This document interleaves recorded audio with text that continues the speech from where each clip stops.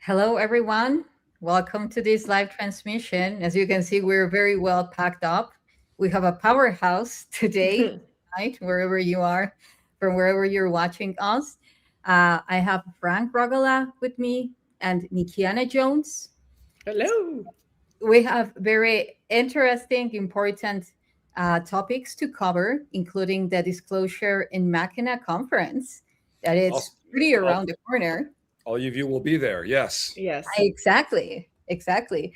We both were invited. So thank We're you so going to much. come to it. Yeah, and I'm really excited about this, and it's going to be a 3-day event. It's like on it's coming up quick, so you got to get tickets quick. It's coming up on August 31st, 1st and 2nd of September. So like right before Memorial Day. Like what is that? A Tuesday, a Wednesday? It's right before Labor Day. Labor Day. Right before It's Labor yeah. Day. Right. It's like a Monday, Tuesday, Wednesday. So yeah, like, and there's camping options, and there's a lot. There's going to be CE5s where you look for stuff, and it's like cool community and stuff to look at. So wait, who's all on the roster? You got the Emery Smith, JP, Traver Grassi, us, Aaron Kuhn, Scott Walter. Okay. I mean, it's like any other conference, in Ezerdana, people may not know her that well, but she's a physicist that's worked with Nassim Haramein. And we've got, a lot of us have been on digs in Mexico in a certain place, right? And she was on one as well. So, and also Trevor Hawk will be doing something virtually. We're going to work something out because he really wanted to be there, but he's got something very important happening with some scientists at the University of Arizona right at the same time. So cool. I think just like the topics we were talking about and watching the intro to this, I'm thinking this is so perfect. I love your intro. The music makes me go like, oh. So before Nikki gets started, because we started chatting, right? And I think we're going to have a little bit of a, because I've got a story too that I might have told one or two of you a bit about. So we both, Nikki and I both have a recent shape-shifting story that here's the thing, I'm visualizing, I walk out on stage, and talk to everybody, and we're going to have people that are not really acquainted with this world, right? It's going to be some very new people. And so I'm going to ask them something like, how many of you can say that you were taught something that was wrong that you now know is right, and then get the right. Yeah. And then I ask how many of you were taught something that was right that you now know is wrong, hold your hand up, right? How do you know what you know? So I'm saying that to preface what you're going to hear next, because we talk about physics, we talk about quantum physics, we talk about timelines, we talk about things that are not considered normal, that every day people are getting up, going to their job, making their coffee, whatever. Right. we are coming into a time when things are going to get slippery and weird, and people like this are going to be people who can help those of you who have not been really paying attention to what is really going on, right? So Get with the program.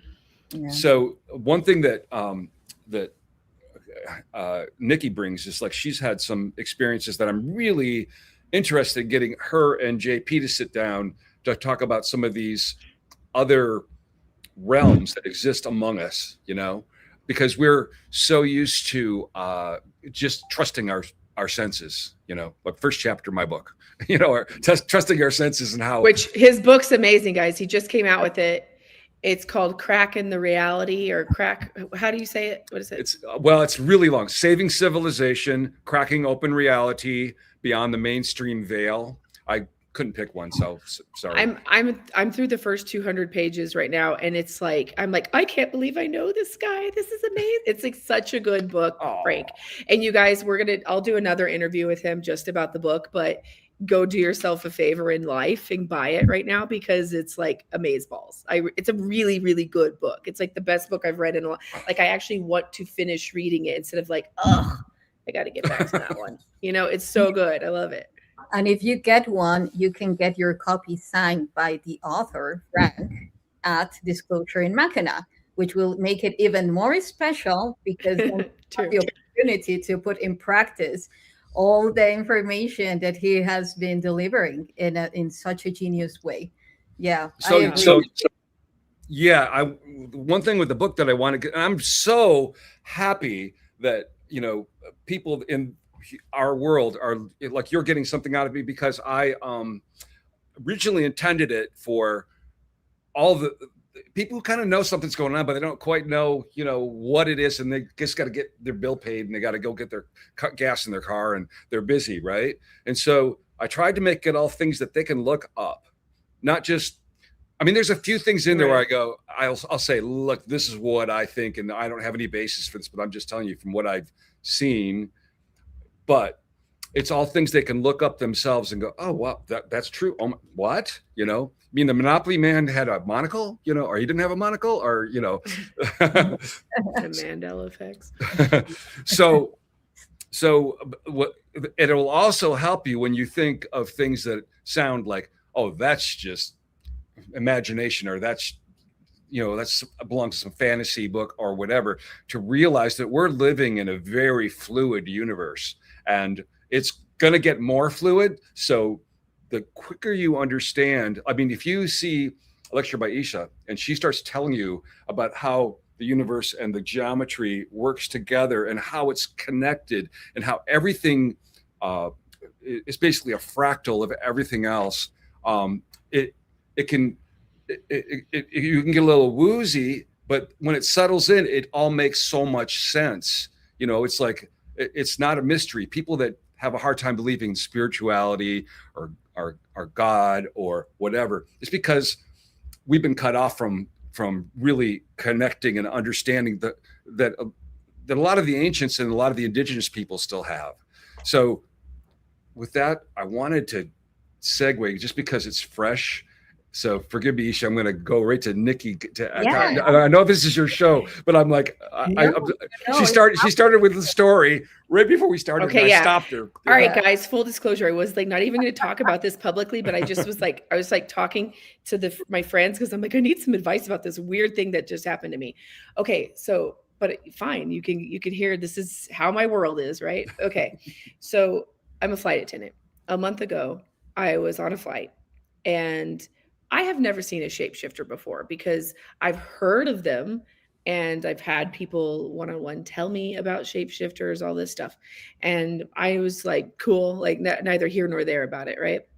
So it's a very late flight. We're super delayed. We're getting in at like 1 a.m. I can't even remember where we were going. I think it was maybe we're like Tennessee, somewhere in Tennessee to Denver, maybe.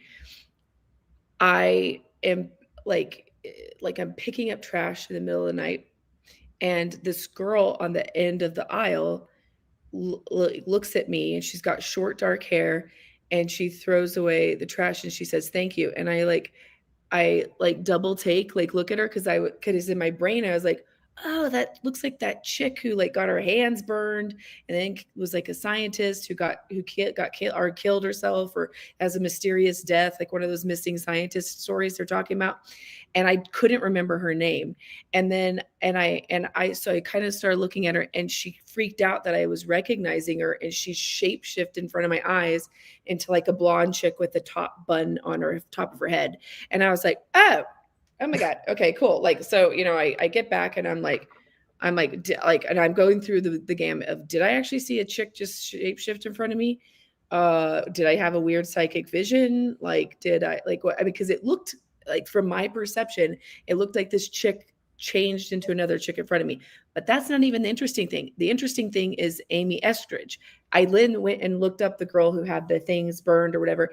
And Amy Eskridge is the one who came up. And she's a scientist who was like some really gifted, like free energy researcher who was working for, I don't know, some in Huntsville, Alabama.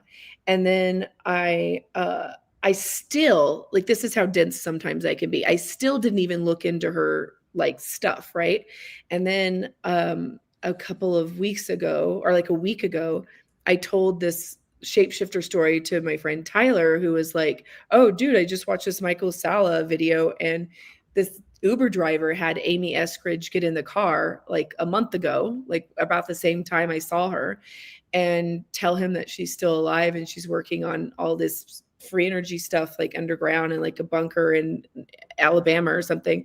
And then so today, like right before I got on here, I decided to finally look up what this girl actually talked about.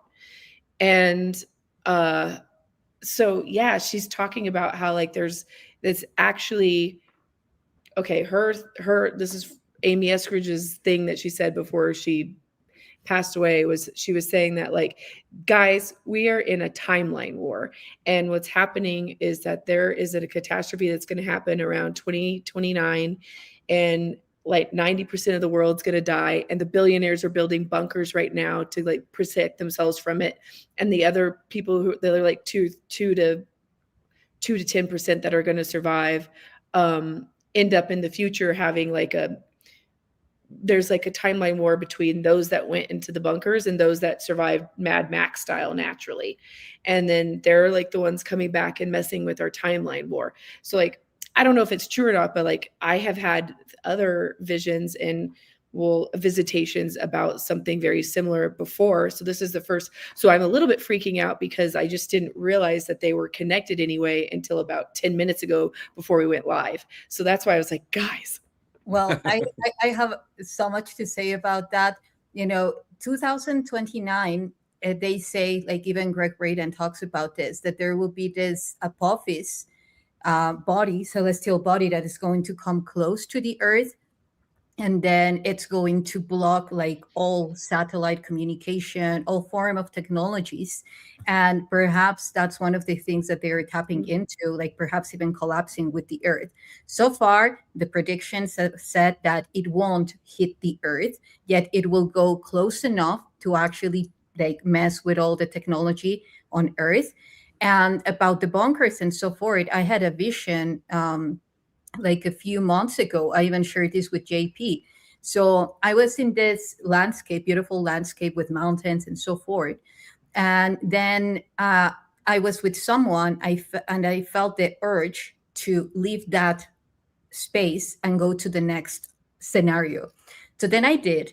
And where I was led to was where these hot springs, and there was people, like in the hot springs, taking a dive, having a dive and so forth. So then I went into this crystalline, like this turquoise crystalline waters, went, dived in, and went to the other side of the hot springs. Like, let's say there was a cave, and then like a cenote, kind of a oh, right. so I dived and went into the other part that was inside the cave. And then these ant beings came to me and telepathically told me, we were waiting for you. So then they started giving me other type of messages. And before we left, because they were already telling me that we needed to go to another place, I just looked back at me and everything was black. like pitch black, no people, no no humans anymore, Mm-hmm. everything black. And then they took me to an ark in Portugal, and in that ark there were these Nordics, and they had all these type of technologies that of course they were giving me messages about some technologies that we need to bring for when the time comes. Not new, they were used by the ancient ones, but it's actually to, some of them involve using water mirrors, like diving, like digging Mm-hmm. holes. And of course this was another substance, this was not water, but it was like pitch black again, so that we start like forecasting the stars, the events as they used to, like creating that predictability. Like obsidian mirrors kind of thing. Kind of, but with water, and but they use the obsidian pretty much with water actually to Mhm. have premonitions as oracle tech. So for me, the message that I have been getting with the ant beings is that the upcoming years, it's important to come together, start creating these communities. I've told you this, Nikki, and even I think that to you as well, Frank, to build these communities with a very specific infrastructure that just in the case of a rainy day, you know, to that has like the underground shafts, that has, of course, also the other type of structures, yet even something crazy that I saw in Sedona now that we were there, and I think that it's not only in Sedona, it's happening in many places because I have heard that there are a lot of ants coming to the surface, but in a very weird way that they are creating holes one after the other, like 1,000 of them. I went to this farm that some friends have in Cornville, which is like 45 minutes away from Sedona. And like crazy, the amount of ant holes that there were in the land active. So that means also that for every ant hole, there needs to be one ant queen. So whether there are like a lot of ant queens, like reproducing themselves, and also that they are coming out to give us a message that something is happening underground, you know, and also to exchange codes, to make Yeah. them seen. So, yeah. Okay, so about a week ago now, and I don't know whether I've told either of you about this because I think I haven't really been in touch, but this woman called the office about the conference, and she had some dietary restrictions that were like, there's just no way I can do vegan and I can, or vegetarian, and I can do like gluten free, but it like gets complicated if you've got a gut, substance. Anyways, Right. let me call her. She's probably, Oh, Frank. she didn't really. Oh, you cut out just a little bit. Oh, okay, she didn't So you really call want her. to. She didn't really want to talk about the dietary thing. She wanted to talk to me. I'm like, well, you could have just asked because they would have put you in touch. But she ends up driving 3 hours to come and see me. And she just asked, I said, well, if you don't mind following me, because I have a lot of stuff going on, it's fine. Because don't want to say no. I could tell she had something, right? So she spent 3 or 4 hours with me. I showed her a few things, right? And gave her a little tour. I showed her where the conference was going to be. And she had worked with two of the guys, well, two of the guys in the Montauk Project. Uh, Shoot, if you say their names, it's like those guys had looked for her because, and they've now both passed. And she showed me a video of her interviewing both of them at their homes, them showing the frequency. Both of them had been working on really crazy, interesting technology stuff, right? They told her, they found her, they said, we manifested you as a baby from the future and you don't know anything about it, and we needed to tell you. And anyway, so they were basically kind of reading her in on what was going on and why she was here, because she's one of those people that felt dropped off on a spaceship kind of a people, Okay, that's not even the weird part of the story. So she's then becomes friends, and she's writing books about, the experiments and Montauk and all the stuff, right? I mean, okay, there's probably a lot of people that don't know a lot what I'm talking about. It was basically coming out now. It was rumored for a long time, but now the papers have come out. They actually were doing these projects that involved um, Again, I know. just when he's going to hit Yeah, the just the highlight. Frank, you're frozen. there we are. Can you hear me? Okay, yeah, Okay. you froze for like, I don't know, 30 seconds. Okay, Yeah. just at the juicy part. Montauk. Yeah, the fiber line for my house is falling down in the backyard. I've called everybody, so it's probably something to do with that. Either that or the same guys that were messing with me and JP the other day are back. Well, Anyway. it's a big event, Frank, so don't be surprised that there will be all type of energies trying to approach to you. So Montauk. So they had recovered just some of the documents they've recovered, or like a power bill for this base that was closed that was costing back then $27,000 a month of power, right? Anyway, so she's writing books about it, doing conferences and things. And this guy comes and he's very chatty and he buys all her books and he,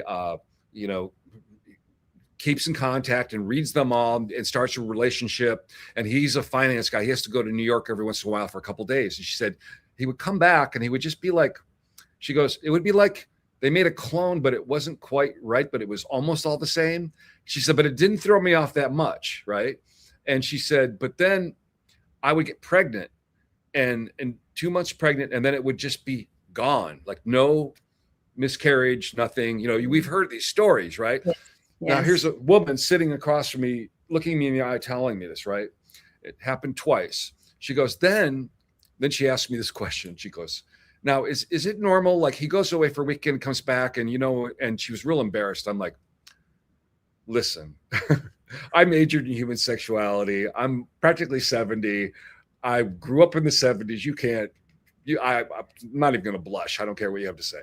She goes, well, his male part, is it normal? He goes away and it's like this big and he comes back and it's this big, after 4 days. And I was like, not normal. I think we both know the answer to that, right? Like, you don't need to ask me this, right? So she said, well, we are getting into making love. And she said, all of a sudden, it's like I'm with an Italian gigolo. He like knows every spot and he's just like working me like a violin, right?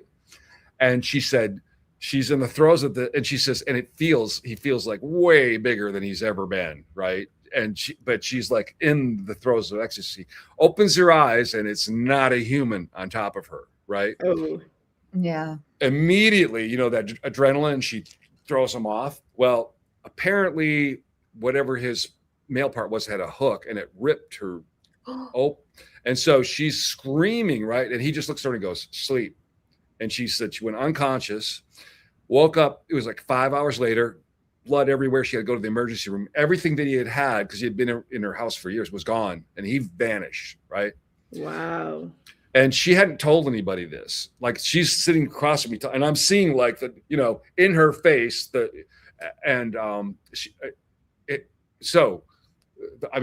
was a couple of days ago. I had somebody look at me. I mean, this is not the first time.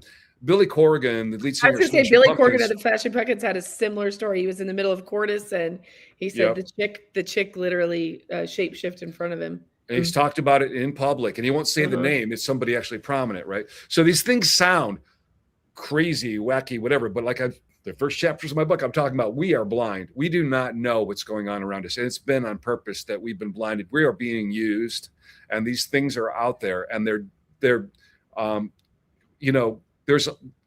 we don't really know what is going on, right? I mean, we need our intuition, our senses of being able to have that gut feeling. It's one thing when you hang around with like Emery or JP, those guys are just completely in their gut, that like they feel something, they immediately they take it seriously. Like in the middle of the interview when JP jumps up and looks out his window, there's a shade like right in the middle of the sentence, right? and there was somebody in his driveway pointing a thing at him that he could feel.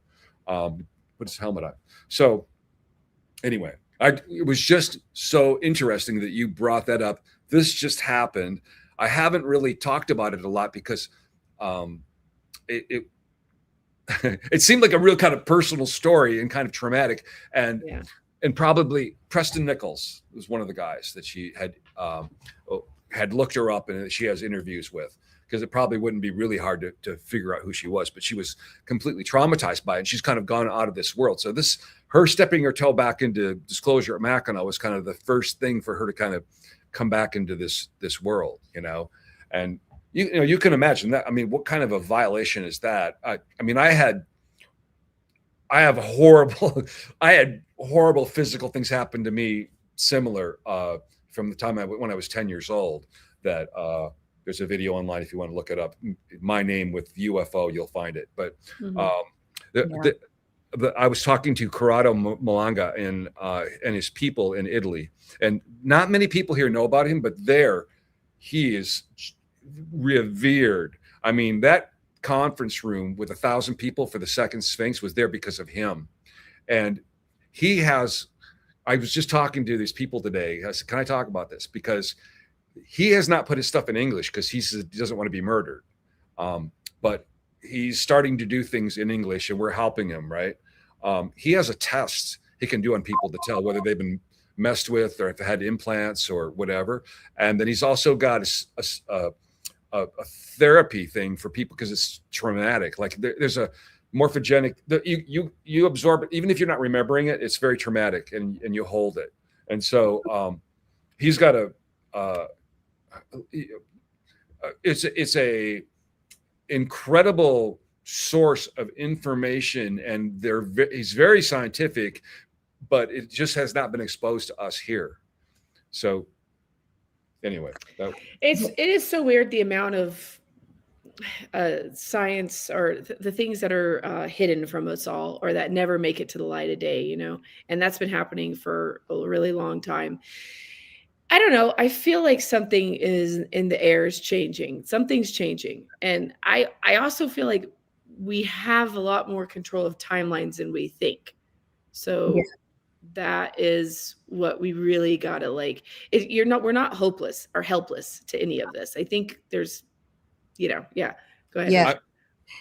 Well, actually, if we go through the quantum theory, the unified field, we are capable to tap into any possible timeline for us to bring it into this reality. We are that powerful. We can just come together, critical mass, focus on the timeline, the highest timeline that we choose to embody as a collective, and bring it online.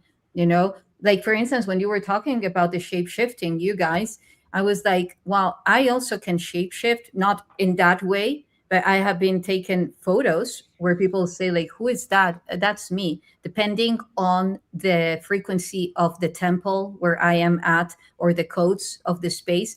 And it's not just me. We all have that capability, because as we see the mimetism in other animals, we're capable. We have those genes. We just need to activate them. So for me, let's say one of the reasons why we are becoming aware of that is because it's time for us to activate it within us, perhaps not for nefarious purposes, of course, yet to actually start tapping more into our multidimensional body. And this is very much what I will also be talking about in Mackinaw, by the way, because for me, yes, this reality could be scary, yet now that you mentioned this, Nikki, we're capable to bring in the reality that we choose to. That is our choice. That is our sovereignty. It depends on our will, and for me, a critical thing is just to implement those technologies that we see without, activate them within, all those crazy technologies. Because I don't want to live in Mad Max, and I don't want to have a bunch of, perpetrating aliens coming and doing whatever they want to do with us, so I'd be like, cancel, delete. I'm going to write this into the reality. I don't know. So the one thing I'm embarrassed of and proud of at the same time is, if you watch the video when JP jumps up and he sees the person outside, immediately my hands went like this because I'm used to like protective barrier, but I feel it go through my hands. I was like, and I'm thinking, okay, I'm on camera right now. Nobody knows what I'm doing. So I kind of like moved the hand off to the side because I was like, protect JP, because this is one thing that I also want to get across at this conference is exactly what you're saying, is that the only reason that we have no idea how powerful we are is because we have been told we're not powerful. We have been told we have to have this guy handle this and this guy has to do this for us. We have to look for this answer. We have to take back our agency of and our connection to the divine spark. And as we do, everything becomes much more commandable, within our command, right? And within our control. So I think because we were telling like these freaky stories, and it can be a little terrifying. And that was exactly, actually, I just 2 days ago, we have mutual friends that are working on things in a foreign country, and there's this demon coming forward and trying to take credit, putting everybody else down. And he's got another doctor with him who's like been spreading horrible stories about this like Christ-like friend of mine that's like just been working his ass off for years to make this stuff happen. And I could just sense this is not normal, right? So Tony, okay, I'm not going to say the last thing because I don't have permission, but okay, famous remote viewer, because I was like, it became apparent to like a bunch of us this was going on, and so a group of remote viewers looked into the situation, right? So remote viewing, just for anybody who's not acquainted, is you can look it up. This is something that our government's done. They actually have, their procedures online and things that you do. But I literally have had the experience. I was with Yssah once on the dig when I had a remote viewer in Australia telling me about a tree with a vine next to a cave, and she drew it, and it was like, well, that's where we were digging, right? We had written numbers on a piece of paper, and I sent her a picture of it. That's all she had. She didn't know anything else.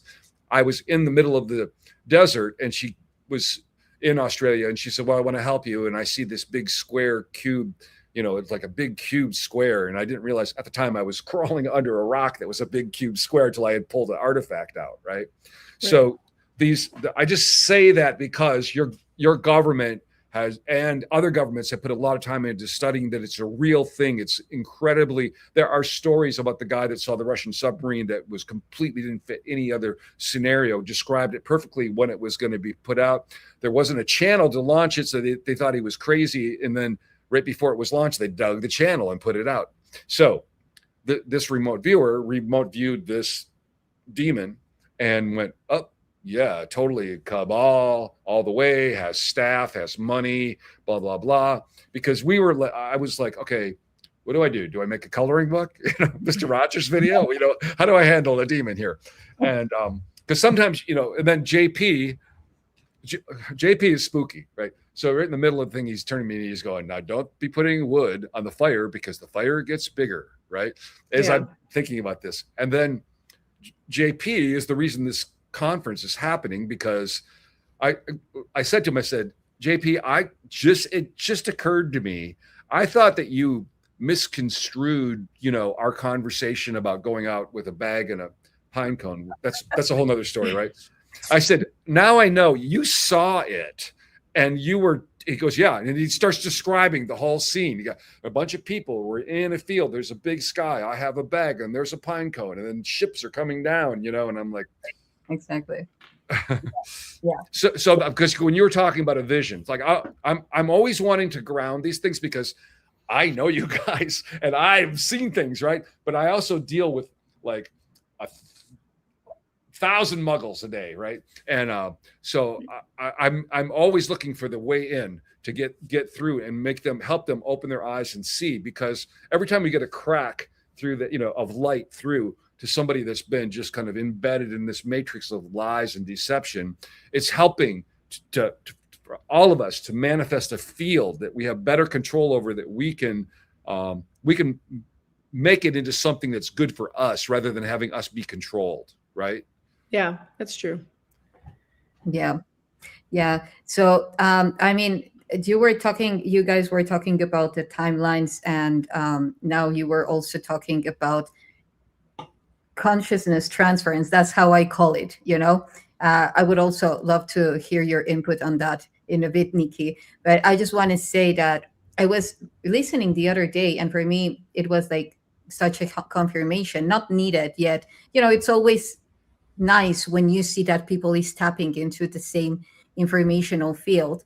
So, for instance, this the transference of consciousness has even been used by monarchs. Like when one monarch passes away, the body Hmm. do very specific ceremonies where they transfer their consciousness to the one that is coming. Some people attribute it to these huge rituals involving, like all type of things. Yet at some point, some people even have tapped into AI, like advanced forms of AI, because again, we know that the ones behind monarchy, not all of them, of course, but some of them have pretty much contact, or they are the same come from very specific galactic groups that have access to that level of technology that you can place in, like what Elon Musk wants to do. They were doing it way before. Like So transferring your consciousness to by a your machine. consciousness, exactly. So you're uploading all the consciousnesses of all the other monarchs, and then you have someone that is barely anymore the imprint of who that person was. It's like the full communion of all these beings, which is very interesting when you say how it is reverse engineering our multidimensional body, because how many dialogues we're having or are taking place in our own mind, like different versions of you, Nikki, or different versions of you, Frank, different fractals all the time. Da, da, da, da, da, da. But it's not the same being, same source, than being other beings that have different purposes of all type. So what do you think about that, Nikki? Like how I mean, like well, first of all, I actually think AI has existed before now. This is not AI is not new. I don't believe it's new at all. And then I mean, and my main thing I focus on is ancient archaeology, and it's not like what they're telling us it is. It gets, I mean, timelines and the way that they say this begat this, this begat this, it's just not true. And there's so much stuff that doesn't fit, doesn't make sense. And I think like with consciousness, I feel like when they talk about how like all time is now and everything's happening right now, and it's just kind of like you have to like learn how to like roll into the timeline that you want to be in.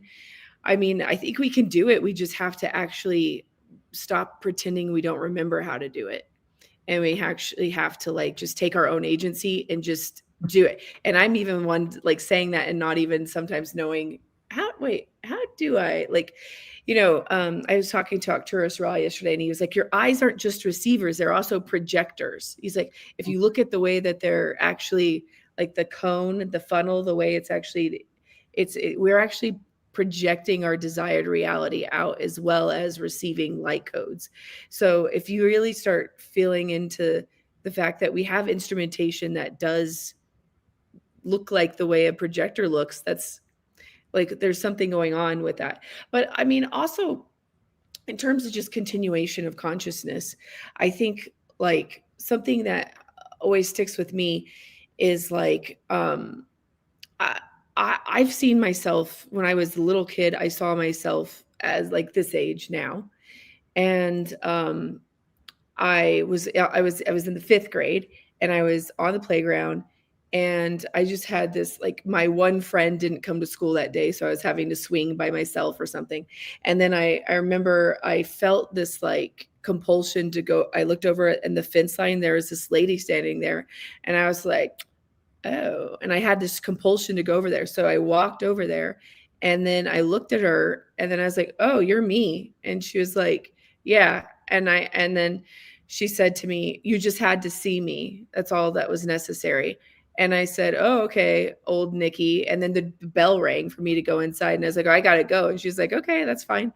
And then I left, and I told my mom, I told the teacher, I told my mom's like, "Why are you talking to strangers like that? Why would you just go up and talk to some strange mom?" Nobody believed anything I said, so I was like, "All right, whatever." But I've known that time travel is real since I was a little kid because I've seen my older self. Now, I, now I guess I probably should go back to my elementary school soon or something like now, because I'm about the age that I saw myself at. I don't really know. Um, but I do think like time is bendable, it's fixable, and it's like we don't, there's so much happening with people talking about like, I'm not scared of losing consciousness and then like having to continue it on in some like weird, like material reductionist way. Like I've taken enough psychedelics that I've like busted out that I'm like, we're gonna be fine after this, guys. It's okay. But I think there's the people who are really wanting to hold on to this their limited framework, like the billionaires wanting to transfer themselves into machines, are just really ultimately scared of death, and then they have no confidence that there's anything else after this. And uh, believe me, I mean, you don't have to believe me, but I'll just tell you from my own experience, it's this is not the best there is. There's Yeah. cooler places than this, and but at the same time, we are here. We decided that you chose to be here at this time. Why'd you choose to be here at this time? What are you going to do? Like, I don't know. Like, you really ought to examine what that is for you, and don't like have somebody else tell you what that is. And it should be its own thing. You So know, I, go ahead. Go yeah, ahead. yeah. Well, I want to ask you later one of your experiences as a kid, Frank. I just want to share before, because there are a few things. One, when you saw yourself, Nikki, like you created that paradox. Yeah. This is what I have been tapping into that will be taking place yet now with the versions of ourselves, not everyone, of course, but the light version of ourselves, our plasma version of ourselves, which is where we are heading to. So I have seen that many of these technologies of these plasmoids, spectral spheres, and so forth, one of the purposes that they have is communicate with ourselves, with like us with ourselves in this version, to actually create that collective paradox that will generate such a torsion in the space-time fabric, because we know that even though the continuum of space-time is of course non-linear, but the thing is that when we as an egregor start believing in something, then we're creating that reality, of course. So then that creates like anchors within the space-time fabric. So you create a collective paradox. All those anchors that were created through a belief system, they collapse, they release, and then we step up, we move forward into the alignment of the cosmic time, which is, just that recollection of seeing ourselves as plasma beings, where we are heading to. So that's one thing. And another thing, Frank, about what you mentioned, you and your drawing book, which I love, that is high technology. I remember I once was watching a cartoon with Sufi, and it's the name is Ladybug, and there is one guy that has a power of drawing things and then they materialize. And at that time, I was like, oh, that's cool. I draw, I paint.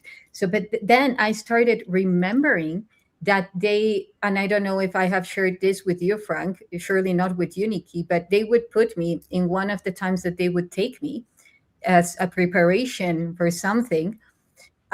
They would place me in front of tapestry, something that I would have like a huge emotional connection with. And until I made it move, bring it as a hologram, make each particle of each gradient of light spin so fast that then it would raise its frequency, restore its holographic nature, and then being capable to move as as a movie. So I am pretty sure that you're doing something like that, Frank. Just wanted to bring that to the table. You just pulled off the layer off the layer off the layer of how it all works. So you tend to do that. You tend to like even tell us things that haven't, no one's invented in this timeline yet, and explain it from a complete constructionist level. But so okay, AI. Like this is not a spoiler but this is in my book, but it ties to this. So neurons from your brain are just like wires. They just go from this to this. They don't have processing power, right? So they put a bunch of them in a petri dish and just a bunch of brain neurons. And then they surrounded it with electrodes. and hooked it to a video display with the game Pong, which is a very, very, very old video game where you've got bang, bump, bump. You're playing ping pong, and it's very slow, right? Now, this has no processing power at all. It's just neurons in a petri dish with electrons around it. And you can look on the internet and you can see neurons somehow learn to play Pong better than I play it, right? And and as you're watching it, so I had written all about this in the book because it has other. Okay, it ties into how there's a doctor who was studying people that had transplants, and the one thing that I wanted to be very meticulous about this, but I could not get any records on the little girl because she was a minor. But he had hundreds of other stories, but just this particular one of the little girl I wanted because she had gotten a heart transplant from a girl who had been murdered, and then she was able to remember enough details of the murder they convicted the murderer, right? Right. So just as I was going to press on the book, I had to stop because the same guys that did the neuron dish that did Pong were able to make it play the game Doom, right? Now, Doom is a game that isn't just like ping, ping, ping. It's like you're going down a hallway, something pops out, you got your first person shooter. It's like the level of complexity is so incredible that I don't have a metaphor for this because I like to have a metaphor how crazy this is to go from Pong to Doom with just neurons in a jar. So what I'm tying this together with is like AI, right? You got circuits, you got things thinking, you got stuff going. Now this is organic, this is wet where it's neurons in a jar, but they're picking up from a field. They're learning from the field because there's not a processor how to play Pong, now to how to play Doom, which is like unbelievable, right? And then you've got a little girl who's, got pulled down this information from this heart, which is it shows us where antennas, this flesh, this blood are antennas. In the book, it gets into I tie this to mummification and DNA and blah blah blah. But as far as like this conversation goes, how hard is it to imagine that you've got these circuits that are making decisions, thinking, going back and forth, blah, blah, blah, blah, that they don't become conscious, and maybe not in the same way that we understand it. So, I mean, I'm not saying that it's the first time ever anyway, too. I'm just saying if consciousness is can be tapped into in that way, there's so many, you get into like what Nassim Haramein talks about, how just the entire universe is just filled with these clouds of plasma that we know are intelligently interact, and they're billions of years old, and they're doing things, right? And and we're talking about now shape-shifting beings. Let's say they're maybe it's a mask that they could pull over our the way we perceive, right? Or maybe it's something physiological that's actually happening with the matter and the physics of the body. But either way, consciousness is like the native indigenous people have always talked about. Everything is holy. Everything is it's part of the Great Spirit, right? Which is their way of saying the same thing. So we're just kind of slow to the party of understanding this, as far as mainstream. And I mean, I think I talked to you about this when I saw you, Yssah, but I have a memory of, and I don't know if memory is necessarily always in the past. It could be in the future. I don't really know. But there is a time space where I have visited multiple times, whether in dream time and or in just my download, knowingness that has come to me. But I've definitely seen a time where we physically are able to get our body of light within our, so every single, we are like these light bulbs that can turn themselves on, but we just aren't collectively doing it. And it's almost like we have some limitation beliefs that are blocking us from it right now. But I mean, from what I understand and what I remember about it, it's like there's like from your heart to your crown, there's one pyramid, and then from your heart to your root, there's another pyramid. You have to rotate them. It's different per person. Like you have to like rotate them so fast that yeah, they do merge into a Merkaba, but it doesn't even look like a Merkaba because it just looks like some weird, like when I've seen it happen in my thing, it doesn't look like this, but it is this, right? It's like the two have to go together. This is technically a Merkaba. And um I actually do think like that's what the pyramids are. Like I think they're a pyramid on top and on bottom. But so what is that called? Oxahedron or whatever. Tetrahedron, the one that you have in your hand. This one's a Merkaba, but it's like an oxahedron is when like if you pull these two up and then the so it's like a pyramid on the top and a pyramid on the bottom. But anyway, like you have this within your like energy bodies, and we are more electricity than we are, like for me DNA is just building blocks of a house, but it's not the architect and it's not the blueprints, right? Like that all comes through something else that's going on. And if you really want to like activate like more, you have to figure out how to like spin this shit so fast, and like it's going to go, I just know they go in opposite directions. Like one, like you may go right on your upper one and left on your bottom one, or vice versa, or whatever. And you have to get so comfortable of doing that that we just turn on like light bulbs, and then we're able to like travel like instant speeds and all kinds of stuff. Like I don't know if that's just like a crazy dream that I sometimes like wish is true. It's like a wish, or if it's I but it feels like the quality of a memory. So that is something that we have to just like, and I think we have to ideate and say these things out loud, because we have to, like, there's going to be some kid or something that hears us and goes, oh yeah, I know, I remember that, I know how to do that, here, boom. Yeah, And yeah. yeah. Yeah, I couldn't agree more, Nikki. And again, like I will be talking, like going deep into this in at the disclosure in Mackinaw. Frank has seen part because I'm coming up with more and more information. Yet the thing is that even our DNA, it's like when we isolate our DNA as just part of our biology, how we were taught, that's where, okay, so I have the information of my grandparents, great grandparents, and, like even you can add the soul, like, yeah, my soul memories. But actually, DNA is connecting to the information of the whole universe, is the space time fabric. So even the structure, the geometrical structure of the DNA is space geometry, and that which you explained, as the Merkaba, it's beyond the cube. Kaba is cube, Mer is beyond.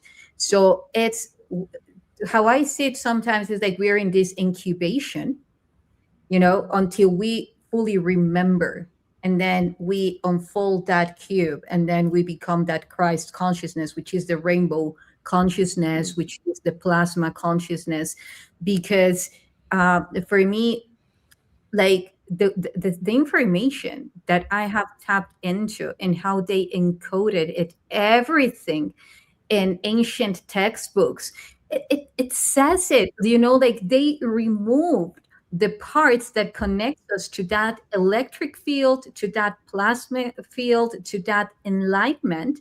And it's like, it's just a matter of remembering, as you said, memory, like past, future, present, whatever, is just information. It's information that we're just bringing into our awareness, and embodying it. How do you experience it, Frank? You're making me. This is probably on point, off point, but the people that I know that have been in government programs where they get them to do terrible things because they'll say, "Oh, that kid's not going to remember anything because we're going to erase their memory," right? But then after about 11 years, it seems to be, it starts coming back because the memory is not in the head. Memory is out there. The antenna is still here. It still pulls it in, and so I also have a feeling that these memories that we're talking about, the ones of how to connect and change and adapt, like what our reality is, have been blocked, in a similar way. There's some kind of frequency, something happening, some kind of thing there. And some of us break through, some of the great masters break through, some of them come back and teach us things of, quieting ourselves and tuning in or whatever.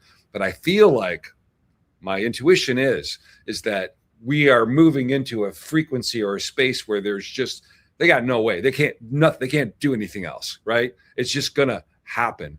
And I think that's the importance of what we're doing here, like this conference is doing, is that we are all alive at an incredible time, and the changes that are going to happen are going to be very hard for a lot of people that have been, they're good people, they're doing what they're told, they've been indoctrinated, the Yeah.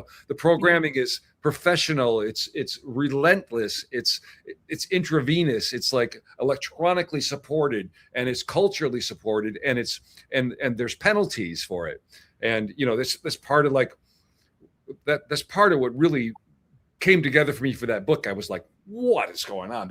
None of this makes sense to me, because everything for me has to be a story. It has to make sense until I look at it as a control system. Okay, who's using us? What's the purpose? How do we, so basically what I say is, I'm going to show you the cage and leave the door open.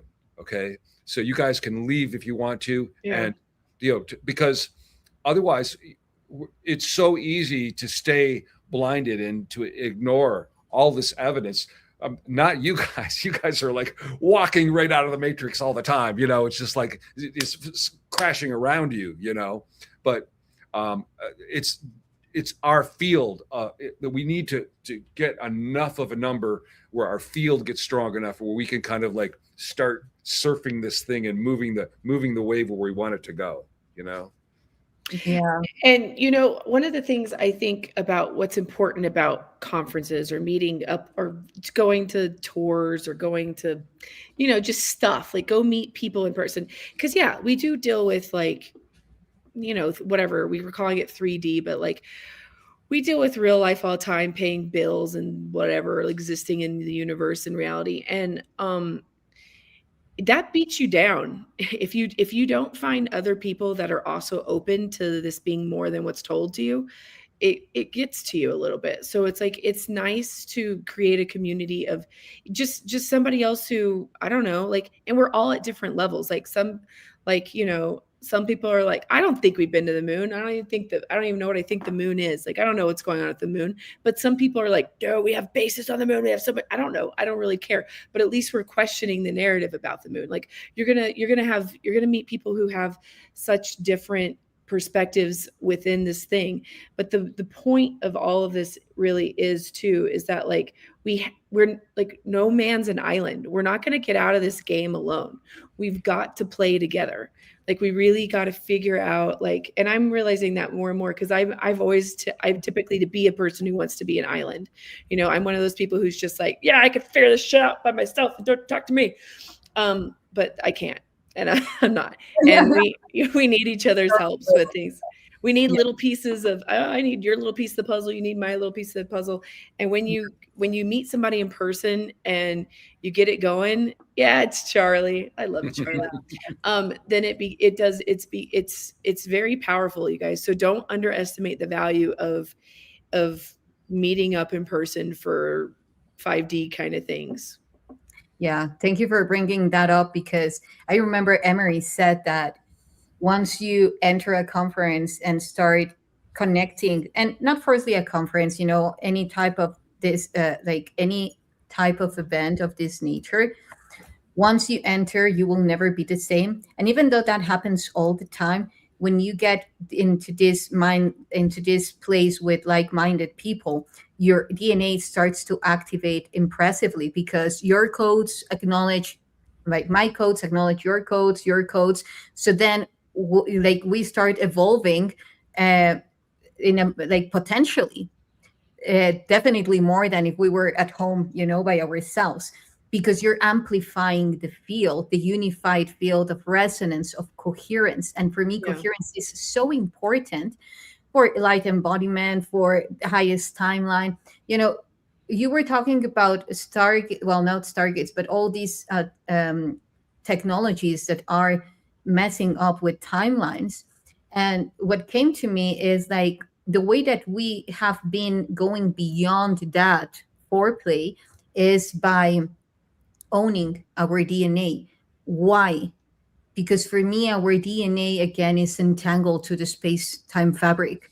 So if we own our own timelines represented in each sequence of the DNA, then as much as they want to mess up it won't happen because they are anchored information. We're grounding it, we're embodying it. And this is also something very distorted from the new age, is like, don't ground, it's like, don't tap into this reality, it sucks. Because that's actually how they hijack our vessel, how they can hijack our energy more, because we are not owning it.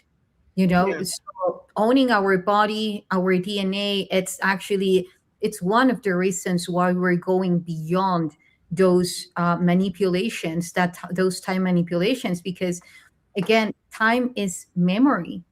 It's put in other ways, like the way that the cycles of those memories are put together. The space, let's say the space memory network is the one that is anchoring actually all those timelines. So then again, the more that we remember, it's also the way that we become immune to those timeline shifts. And even though there is something that I have been tapping into for a while now, that Atlantis, what happened, the last cataclysm, younger Dryas, and so forth, for me, they were messing up with the timelines as well. Yeah.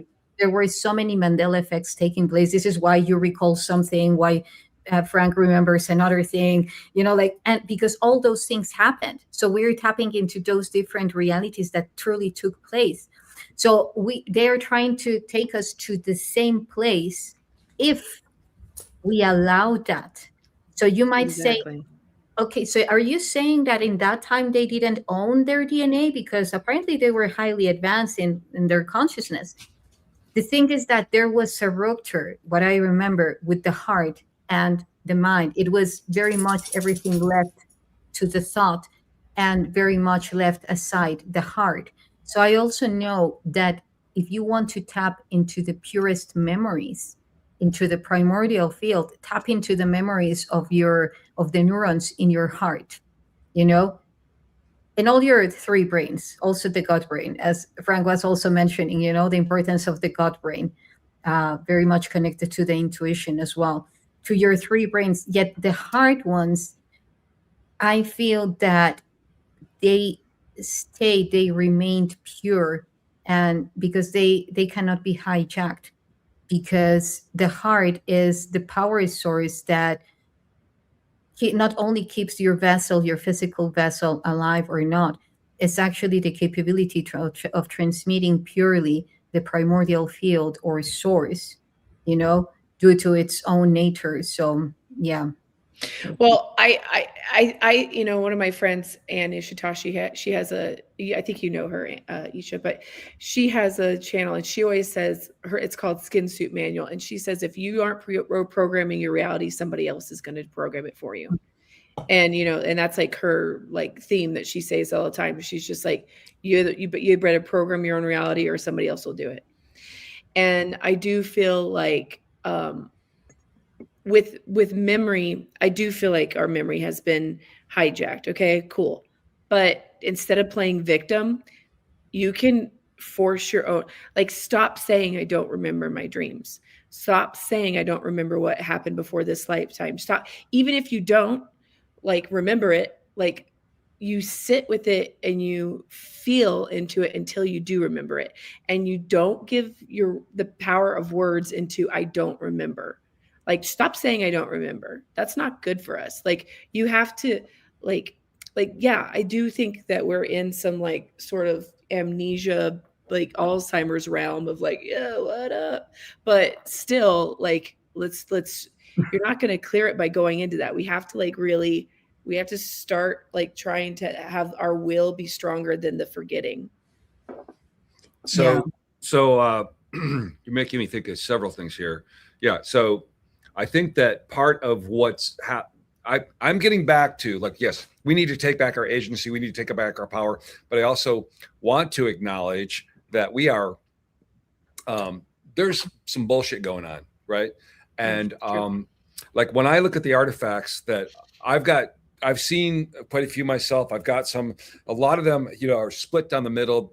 They show like a hybrid kind of thing. Like this mouth is different than this mouth. This eye is different than this eye. This skin might be look like it's scales. This is whatever. And a lot of them have actually. Does this one have? You show them in at the conference, right? You will have your amazing museum. Oh, yeah. Is that so? Yeah. So we're gonna have there's gonna be about one third's here, one third's on its way, one third's we're praying to get across the border. But I'm seeing DNA, double strand DNA, all over these artifacts. Dating like what Trevor Hawk has come forward with looks like a fourth way to date these. So there's a problem with every kind of dating method. Carbon dating can be contaminated. Yeah. Ceramic magnetic, if you get a magnet in it, you can mess it up. Thermoluminescence, if you don't do it in perfectly a light-proof environment, blah, blah. But when you get all, 2 or 3 or 4 of these methods lining up with the same dates, and you're telling us these are pre-cataclysmic, these are way before what we're told civilization is, and they have double-strand DNA on them. There's been some bullshit going on with DNA before we got here. I mean, before we became like the civilization we're talking about now. And I think that that was probably part of Marco Vagato, who's, bless the man, he's brilliant. But like, he's very academic, and he won't really, I can't really talk too much about these artifacts with him. He just won't have it, but he will go there for Atlantis and stages of Atlantis and the way that they broke down into several factions. And one was a dark one that did experiments combining animals with humans for sexual reasons and really dark ceremonies and evoking things and all this stuff. And which is like, whoa, right? From somebody who's a really straight academic showing me these things that he's found about that. So when we have this cataclysm and a huge fracture and a loss of information, and then we're recovering these artifacts that are made out of the only possible substance that could survive this long without degrading, and it's also a crystal. It's crystalline. I've just like in the last week, it dawned on me, and I got a hold of him. I'm like, wait, this has got sand, which is quartz, and then I looked it up on the machine, and I'm like, okay, if I'm processing this in a certain way, can I tune my crystal, right? And yes, this is like, these are a technology, and so we've got evidence. We've lost a lot of it, but we have, okay, talking about how it's all out there yet, right?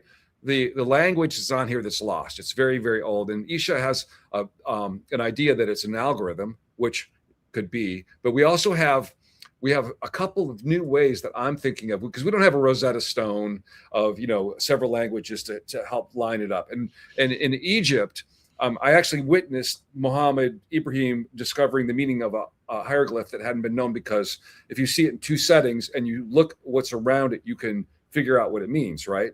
Well, we don't have that for these, but we have the way these neurons in a dish could pull something out of the air and learn how to play a game, Pong. We have a couple of new tools, and one of them is kind of controversial, and I think I could talk about it. But let me talk about the first one first. First one is Vita Austin is making a language.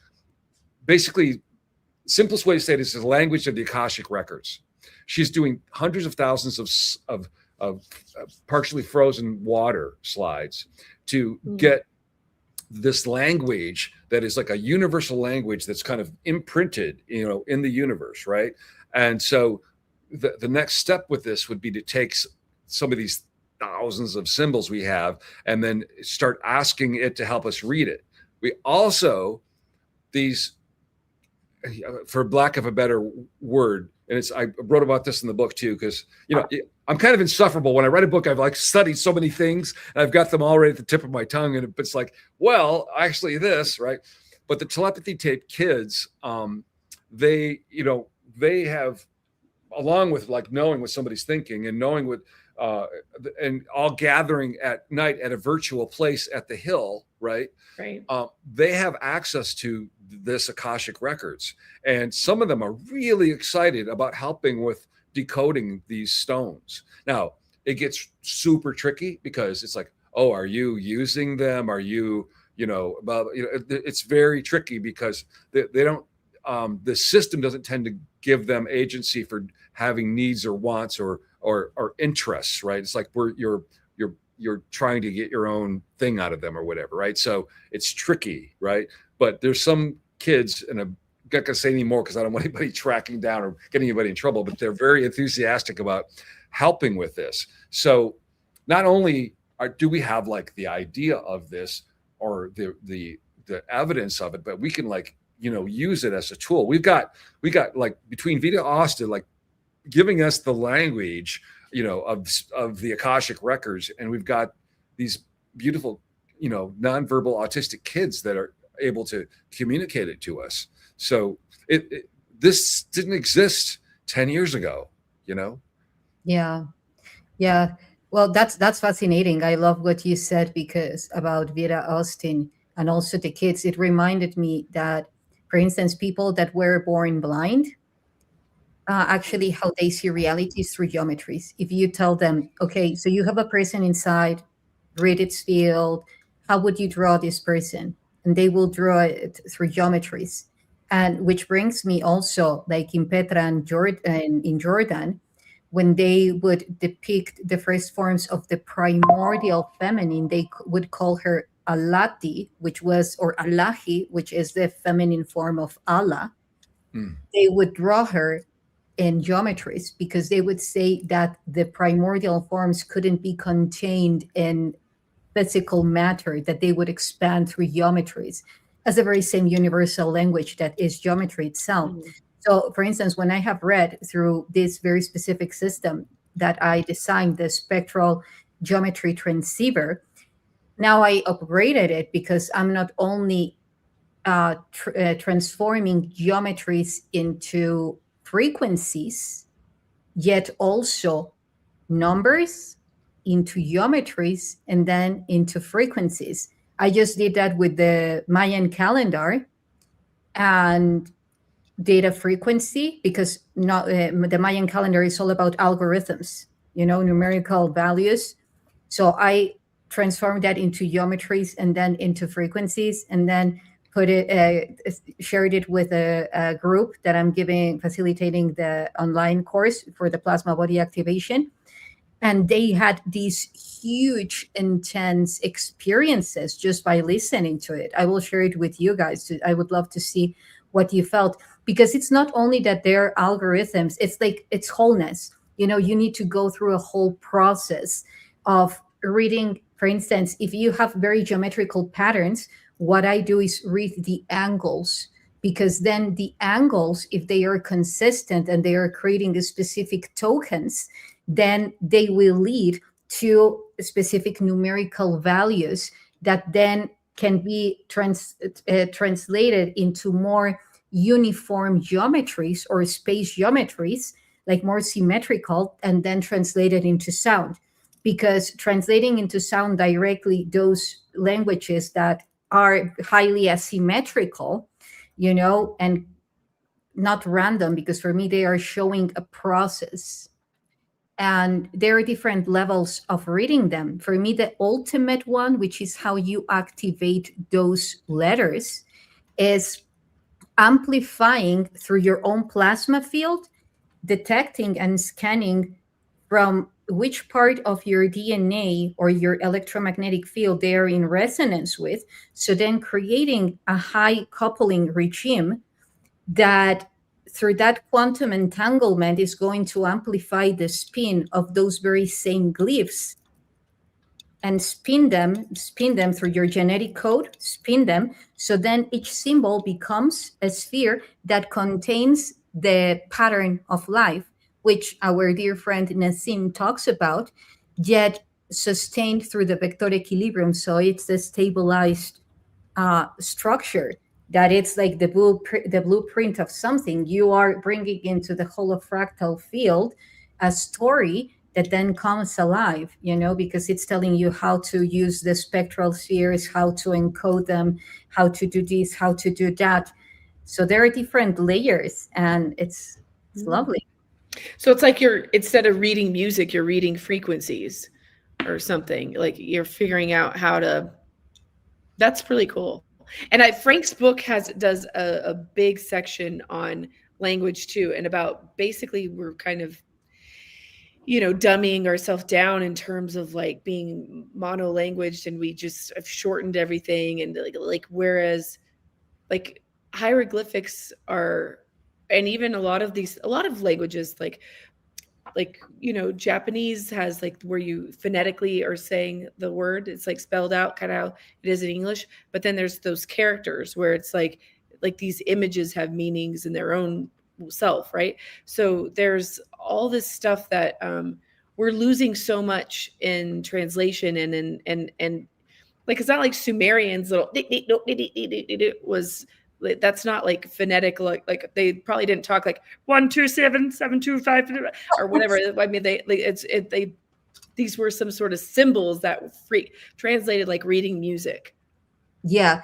Well, just to add to that, I once was talking to Nassim and I told him, I'm going to make your formulas into sound. I'm going to transform them into sound.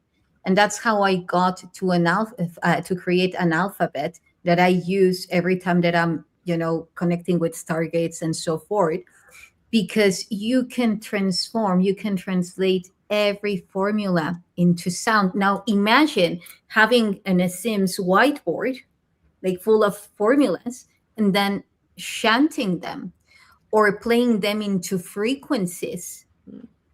It's like you don't need to go through the whole school. You just need to play a frequency and somehow you're being activated with that, No wonder you saw those symbols as algorithms, because you're already kind of seeing, that. I mean, this is exactly like I try not to lose uh, people, because when you start talking about codes and you start talking about algorithms and you talk about this stuff, it gets we're so dumbed down that our brains don't even operate the same way. That I'm thank you for bringing up that part of the book, because that was a huge revelation for me that came from. It started with listening to the Mayan elders, and some of them they're reciting this language, but they may not have all the components of it yet. But it's a rhythm, and it's a frequency, and and then when I found out that when they were writing, like we were talking about, that this is always the day of the year, which means something that changes everything else, which in other ancient languages, there's mathematics to everything that we have completely lost it. And it's in like every single ancient language that I could find was complex like this. Like like Celtic, those guys held the Romans off. Like the Romans were terrified of these guys, and their language would take like 18 years to become conversant in it. And I say, like, I would not have had to write that book if we still had any of these ancient Hebrew, ancient Sanskrit, Aramaic, Mayan. They were so encoded, and the people that still could speak some portion, because they're not really intact yet, but the brains completely light differently. But now with the new technology, we can see it makes it think different. And they were all. This is why I want to get back to this thing about. I think it is important for us to understand that there's something going on. They were all stomped out. People were burned at the stake to get rid of these languages. Codexes were destroyed. Everything. Yeah. So I think the overall thing is, getting our agency back, understanding. The other thing that I talk about is, because you guys both travel a lot too. I mean, there's this group of people here. We got a lot of frequent flyer miles, right? So, like I have been, and I know you guys have experience with really, really poor people. They're, they'll give you their last piece of bread and treat you like their brother, and people are just fucking amazing. They're beautiful. And I mean, you could put rats in a box and put them under pressure and make them attack each other and lose their mind, right? But, human beings, when we are able to, stop being told that we have to have war, that we have to have, we don't have enough, that we're going to all die of this. We're all going to, when that programming goes away and we can take our world back and make it, beautiful for our children, and we love our animals, and we want to go sit in the garden, and we don't want to poison our water, and all of the things that a normal sane person, not a psychopath that will do anything to keep their control, would do. It will change everything. And it's like, it's the field, it's the awareness, it's also the consciousness field of enough of us being able to take charge of the reality. Because that's the whole game here. It's like everything that's big, the politics, the sports, the alcohol, media, like with that in your thing, yeah. Alcohol. Boy, alcohol is a big one. I was just having a conversation with my ex today that was a problem there with alcohol, and the the difference of what it does, not just poisoning, but the physical vibration that that the tribe he was from wouldn't let anybody do a ceremony unless they hadn't drank for 2 days because of the frequency. And you imagine that every store, every event, every social thing, everything is like religious stuff has alcohol involved in it. And so it makes me think of like, okay, who's doing this, and get the fuck out of here and give us our, place back. Right. So, and I think I'm going to be going, hopefully, in the first part of September, and talking to David Icke, because decades that guy's taken so much abuse over this thing. And I'm not saying David Icke is completely right, but I'm telling you, he's not wrong, especially, having the woman come and talk to me a couple of days ago and seeing this person change in front of her, and like something's going on. And, yeah, for sure. Yeah. I know it is like shapeshifters are a total David Icke thing that he talked about. So, yeah. But I mean, I also respect David Icke in that he's never been a government whore. He's never been like, oh, this party or this party. He's all like, they're all dudes. Like, they're all the left and the right wing of the same bird. Like, they're all fooling you, and I've always sort of like been more on that camp where I'm going like, yeah, these are not, they do not have anybody's best interest in heart for the most part, that from my opinions. And it's just like, he's on that bandwagon. No wonder he's always been shadow banned. So my sense is this is a parasitic. It's a parasitic kind of thing that's been feeding on us and using us. And, like I like Amir, we are the mighty human, and it's time to take our agency back. And if like the reptilians were here first and they think it's their place and they made some kind of deal or something, well, then let's negotiate it out and stop like, eating us. And, yeah, we're here too. So like, let's figure it out. Yeah. Yeah. I mean, I don't know. I mean, like I'm way into inner earth beings and interdimensionals and intradimensionals and all. I don't know what the hell is going on, but it is fun to talk about. So come talk to us about it, like Yes. in person. Yes. Yeah, because also Frank always says that it will be a very interactive event, which I agree. And I know that Nikki as well, Nikki also brought the different night journeys that we will have, like C5 and bringing down spaceships. Perhaps you can jump in one if you want. We can guarantee the ticket going there, but I don't know. Not bad. Yeah. So that's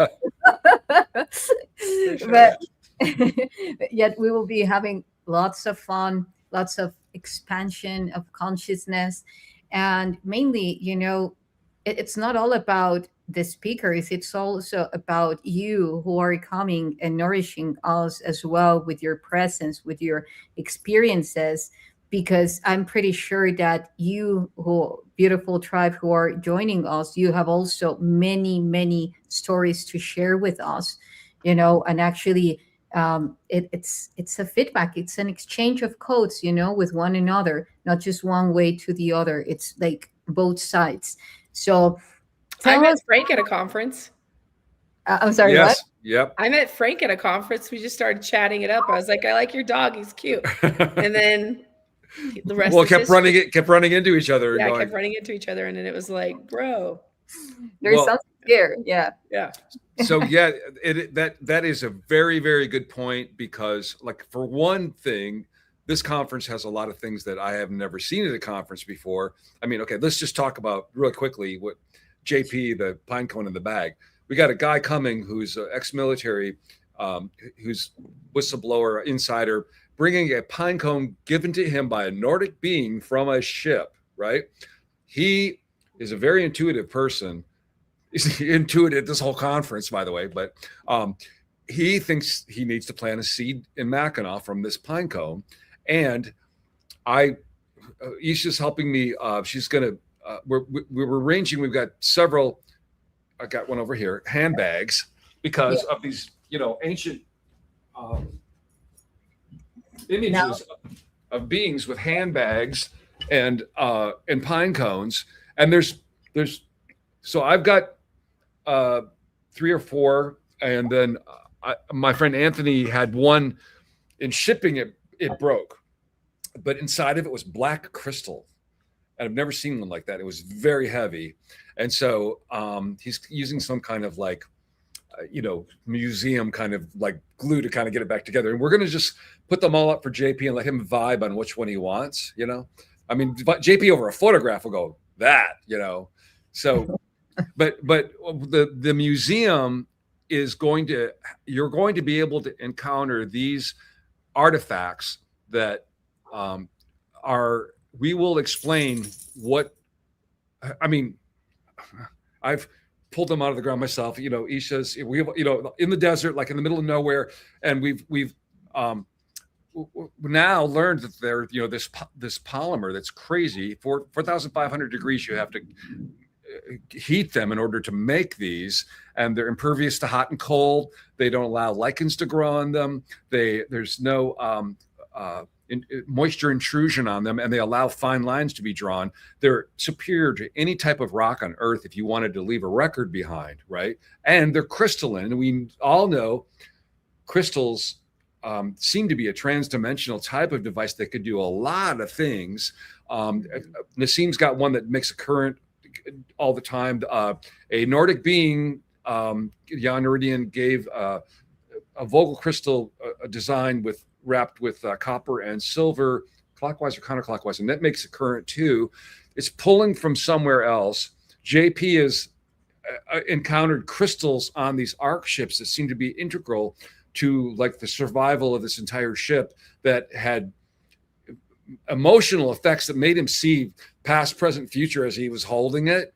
And so the what we want is people to walk in, look at these and go, oh, that reminds me of this, or things. You may not be an archaeologist, you may not be think that you're an expert, but you're that space. I want to.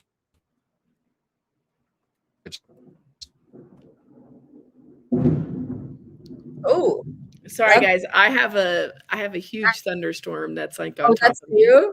Yeah. Oh, cool. So I'm back. Do you see me? Okay, I'm back. Okay.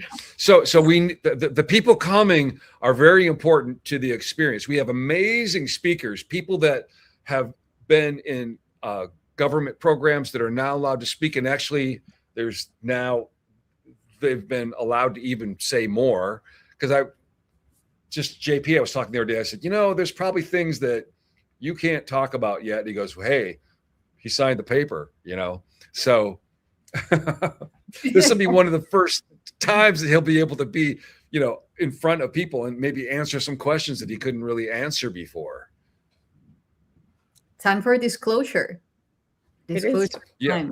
Yeah. I couldn't be more excited about that. And, yeah. There we go. Talking about AI being ancient, this type of rocks, like the one that you showed, Frank, the Ojuelos stones. those are cool. Yeah. Yes. And look at the symbol in the corner of the screen, and then look at that symbol. Yeah. Right. Yeah. So speaking about remote viewing, I translated the code in the corner like 9 years ago, and later on the Buga sphere appeared with this code, which is highly similar and very much in resonance. And actually, other artifacts have been found with literally that code, like the one behind me. So there. Yeah. Oh, look. Yeah. Exactly. Wow. Wow. Look. Wow. Yeah. So I Yeah, can't wait. more. He's Yeah. going to bring them in. Yeah. Yeah. Just a little intro, guys, for what we will be experiencing there in Mackinaw. Wow.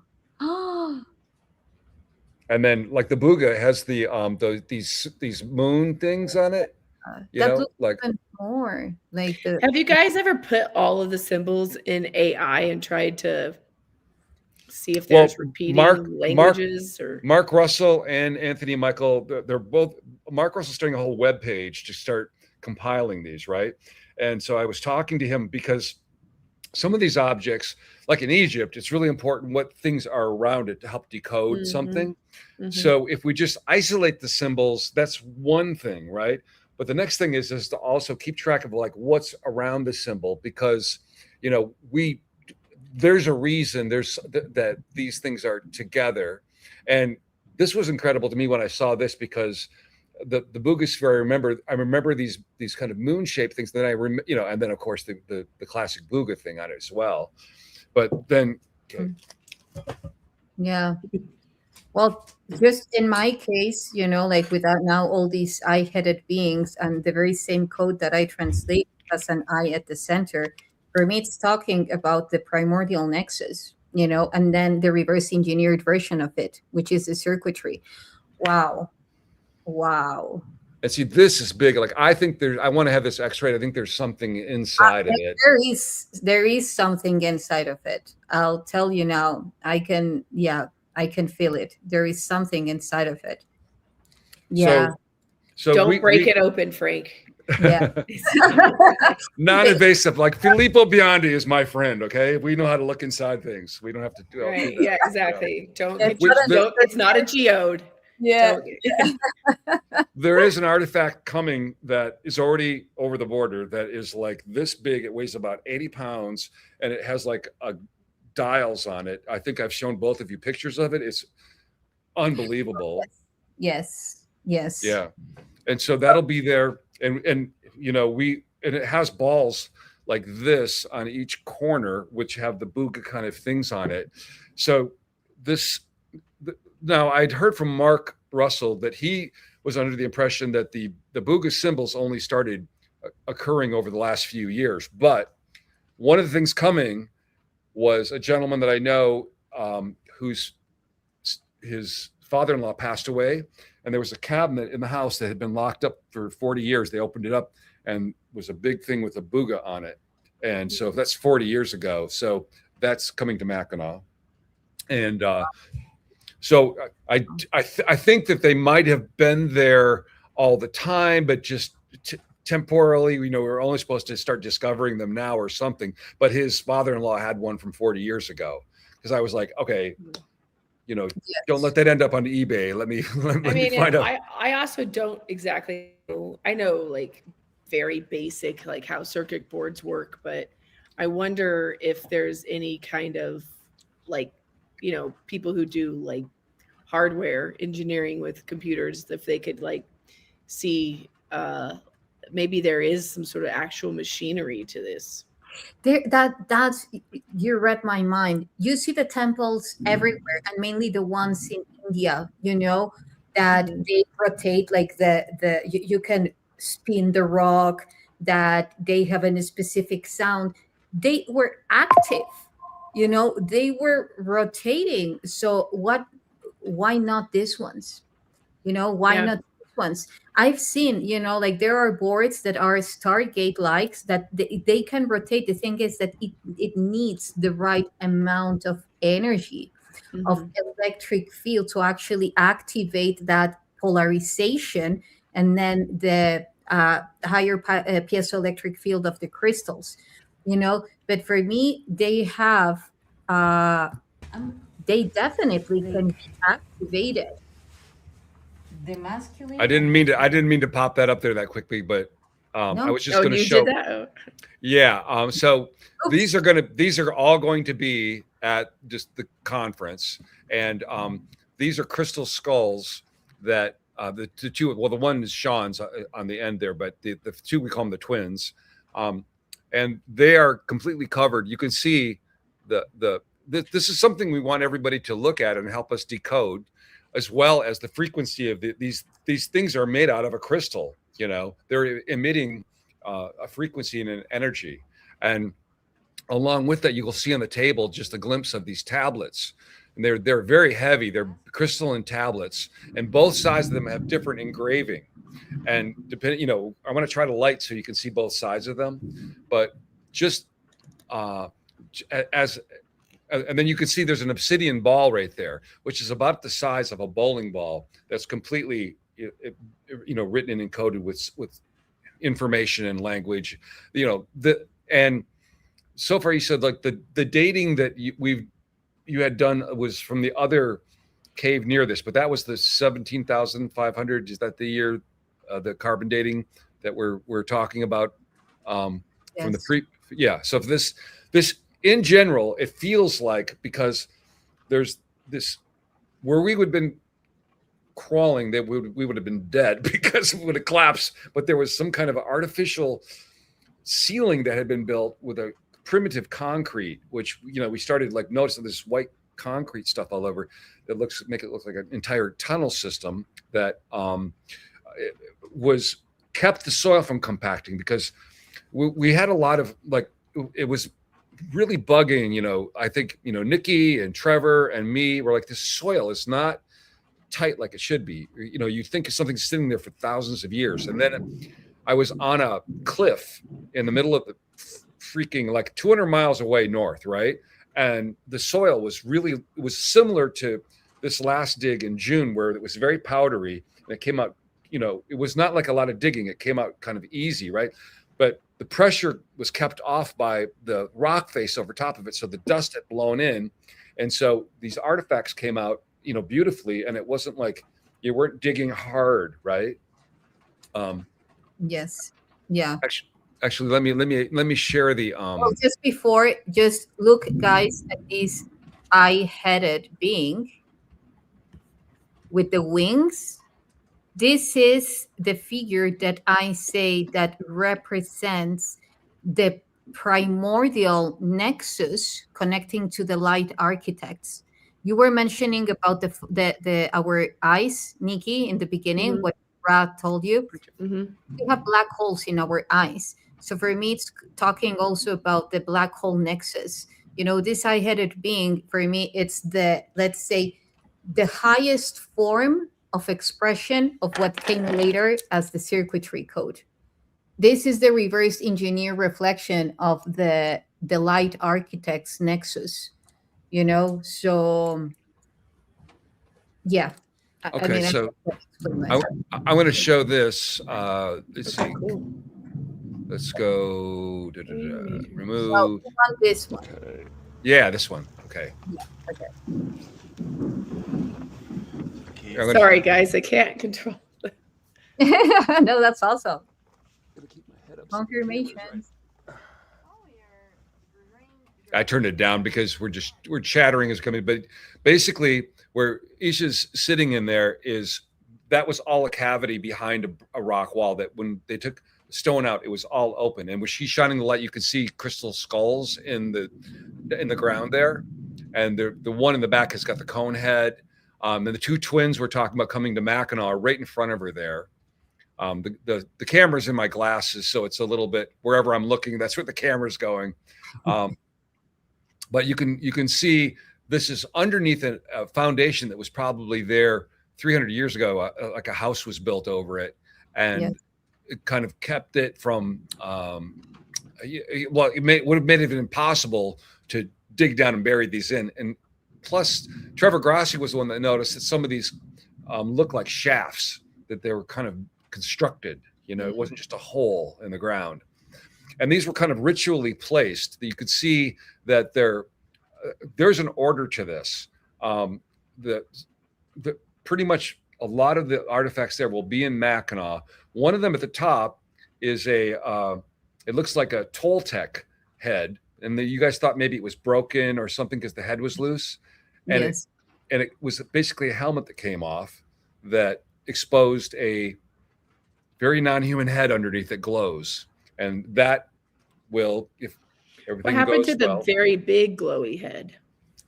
There's the I mean the Conehead. Isha's has guardianship over that. Yeah, it's here, and yeah, but it's a stewardship because Frank and I also agreed on that. Now that I'm there, it will be easier for him to also connect with her.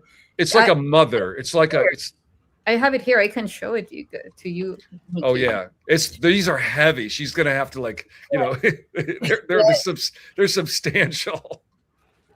And Yeah, and it's like a baby when you hold it, just this warm, yeah. beautiful energy.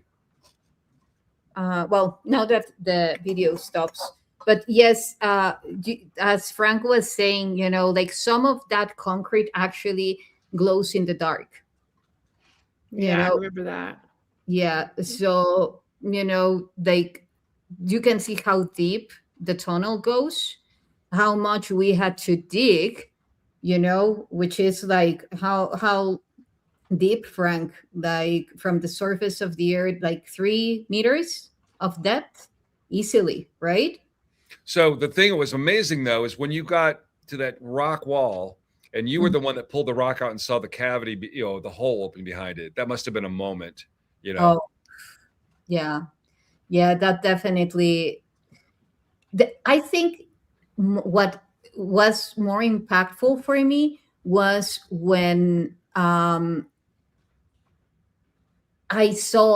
put the light on and saw that it was going really deep and that I didn't know where it will lead me to. At that moment, I was like, I felt like in an ancient temple, like discovering for the first time like this ancient chamber and saying, "Ooh, what I'm going to run into."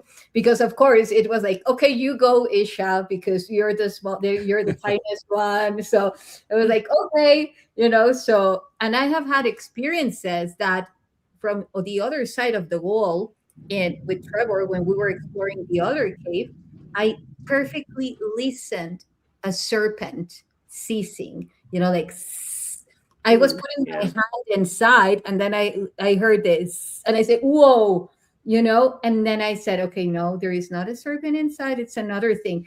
And one of the artifacts that we found was precisely a serpent around a skull. So it was the spirit of the serpent. So here it is. Let me. Oh wow, that does look heavy. It's a rose quartz, right? Yes. And that had a helmet on it. No, this is different. This one. This one, I think it's like a mother energy. It's like this very nurturing. Like Is that a when you scarab? when you Yes. hold it, yeah, they have big. Some of them have scarabs here, and some of them have them across here. Some of them have both places. And that one, like as you're taking it out, it's like a fireman bucket brigade because it's very heavy and they don't have very much room. So every person as they got it went, oh, like this. It was just like, oh. Oh yeah. And I thought about this a lot because when you look at how they were placed, it was very intentional. And there's a green one in there, which probably, if you were looking at value of something, because it's a jadeite and it's extremely hard, almost as hard as a diamond. And I think that was like the yang to the yin, like the two twins. I think were like guardians spirits, and that's like the mother, the warmth, and then the other one was like the guy that had to be yeah, that was the energy one. That one, like that one I do not want near me, right? Yeah, Right. it was the anomaly, like it was actually bringing something very interesting to the through the electric the electric current. Yeah, they were doing something there with that. They were making Yes. a balance of things, Yeah, Yeah. yeah, something for me, this being is actually the one shown as the Atlantean. She was one of those Atlanteans. This is why it was later on shown in that statue that you remove the helmet and there is the cone head being. Hmm. For me, she was that being, and it She was honoring. she's like was in a position where she was overlooking the rest of them too. It was a very I don't know. I'm looking to see if I've got the other guy handy. I don't have it handy. Yeah. Okay, sorry. Yeah. Well, so you guys are going to have a lot of these at the conference. Yeah, so the guy we're talking about, the Toltec head that comes up. Actually, I could probably find it on my phone real quick and just hold it up. It will be at the conference, and we're going to have some ultraviolet light too, so that we can show you how these glow. It was Bashir, the guy who channels Bashir. I don't know what his real name is. That Trevor Hawk was saying he Oh, was doing a reading on them, and he said, "Have you guys used UV light?" You Mhm. know. Darren Anka. Oh yeah, Bashar. Okay. Yes, yes, Okay. yes. Yeah. Well, as well from the Earth Hour Commission, we are putting together like a huge project of creating museums that are not only, like the orthodox type of museums or those methodical type of structures. It will be more of an activating center, with all these geometries, the polymers constructing the very same structure, so that every person that goes in, it's activated by the codes of these technologies, these beautiful technologies, because for me, they are technologies, Mhm. so yeah. Well, so and you're working with like Dr. Lydia DeLeon, who's like her Yes. and Arturo have that book, The Power of Sacred Location. And they're the first people that I know of that used scientific records of like geology, radiology, hydrology, the um, electromagnetics that happen when you've got water flowing through limestone in different locations, and taking health records and psychological records from areas and tying together how a temple worked, and being able to take the instruments and actually be able to measure it scientifically. And so when you're talking about creating a center, Earth Arc Center with these objects, you'll be able to like we were talking about how in that cave, how they took these objects and they were doing something to balance that energy. And we have intuitive people. We now have scientific equipment. We now can measure, like we can photograph auras now. The thing that was always like woo woo, your hippie mother with her crystals in her auras. Now we Yeah. can see it, right? Isn't that fascinating, you guys? It's like when woo woo meets science, and it's like, oh, It's like, well, oh, I'm it's a forgetting thing. very much of woo woo. Yeah. Yeah. Yeah, I think it's super exciting, super super exciting. Um, Okay, yeah. so here's okay. So we're gonna make it stop. All right.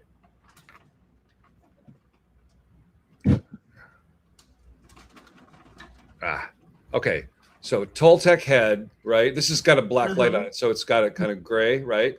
And so this is the head that we thought was maybe broken because it was like loose, right? So then when we let it play, I'm gonna go forward here. This is what it looked like underneath. Oh, nice. Yeah. Yeah. So Yeah. you go, and so it slipped off.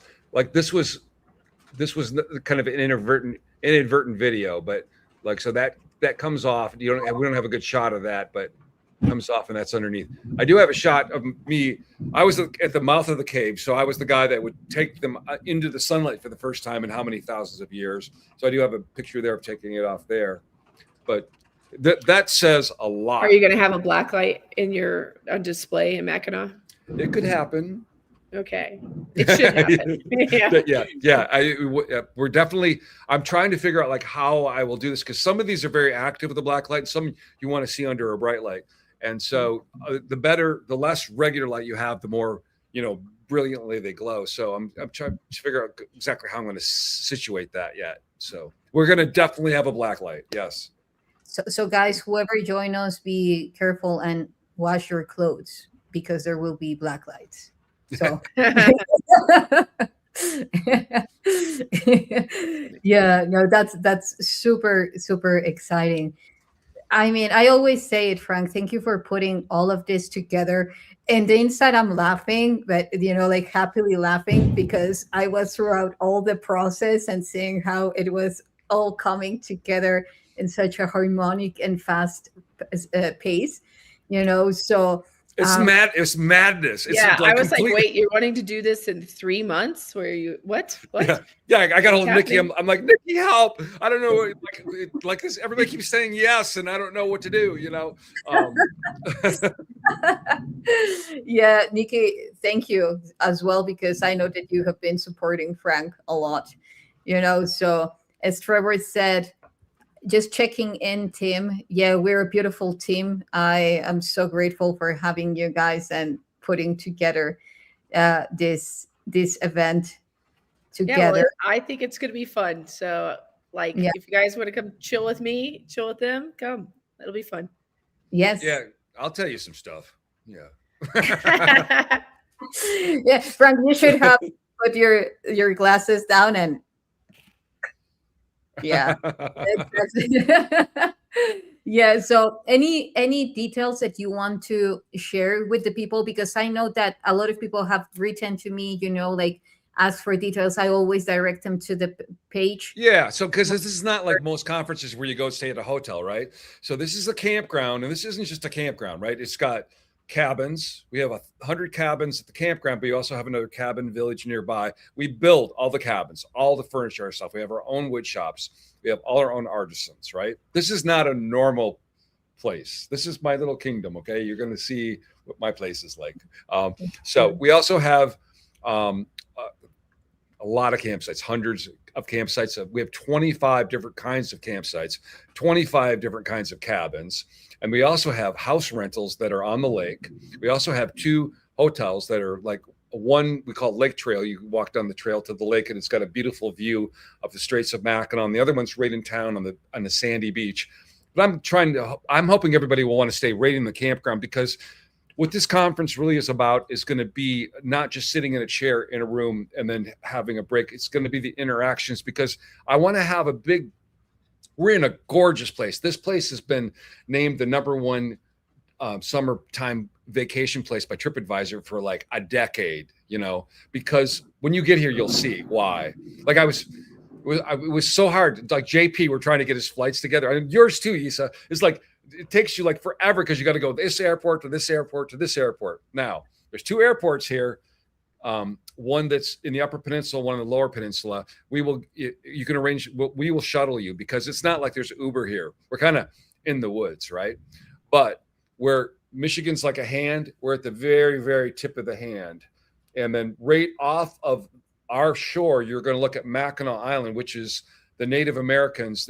That's their Garden of Eden. That's where they believe everything began. It's a very sacred place to them. And it's a very interesting place too. There are no motor vehicles allowed. It's all horses and bicycles. And it looks like you're going back in time when you go there. And that's actually where they shot the movie Somewhere in Time with Christopher Reeve, actually, too.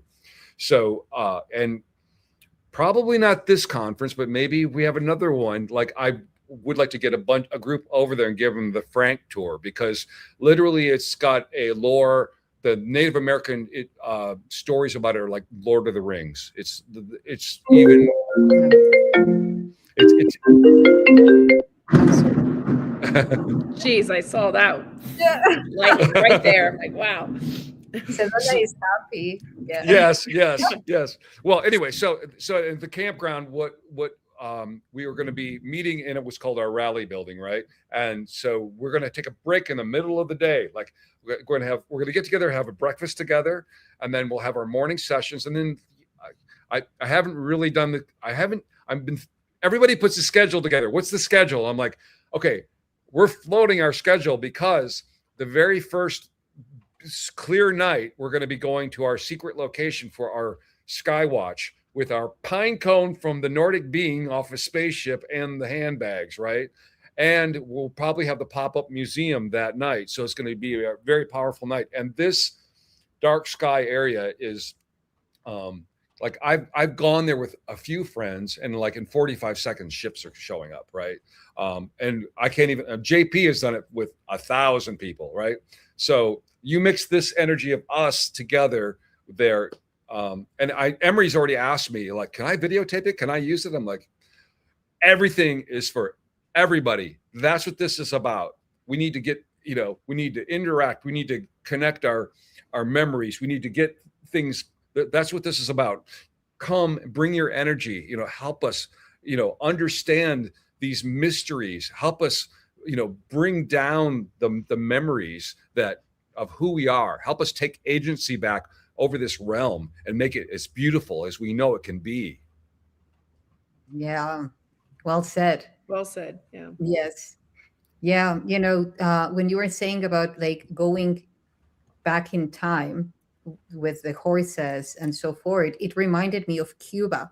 So I wouldn't be surprised that underneath, under the water, there is similar technology because, the places where you have that sensation, it's not just a sensation. Speaking of what we Right. were talking at the very beginning of the show, so I'm pretty sure that after this event, it was also soul calling, Frank. Yeah, JP was, like the one, making, pointing it out. Nevertheless, for me, that's also like a huge soul mission. And after that event, things will be taking place in Mackinaw, besides the spaceship that most likely will be coming and say hi. Yeah, That there's that, yeah. yeah. Yeah, well, I mean, I'm gonna get some like, I have to finish locking it down, but some night vision goggles as well, because you get plasma beings and you also get cloaked ships that are much easier to see with those. Because I always, this is in my humble opinion, in my research, that some of the guys that have talked about Roswell, when they got there, it was really dark black and it was at night, and it had been a few days after this had happened, and they didn't have those big lights like they have now, right? This is like World War II Jeeps or whatever. And so one of the ship had been ripped open, and one of the guys stuck his head inside, and he could see out like it was daylight, but it was green, like, the night vision goggles. So Mhm. in my humble opinion, night vision goggles are basically backwards engineered Roswell technology. So that's probably why when you go to Sedona and you go on these UFO tours, or you come to Mackinac and you use, we're going to get some backwards engineered Roswell technology, you're able to see ships, plasma beings, and other things that you wouldn't normally see.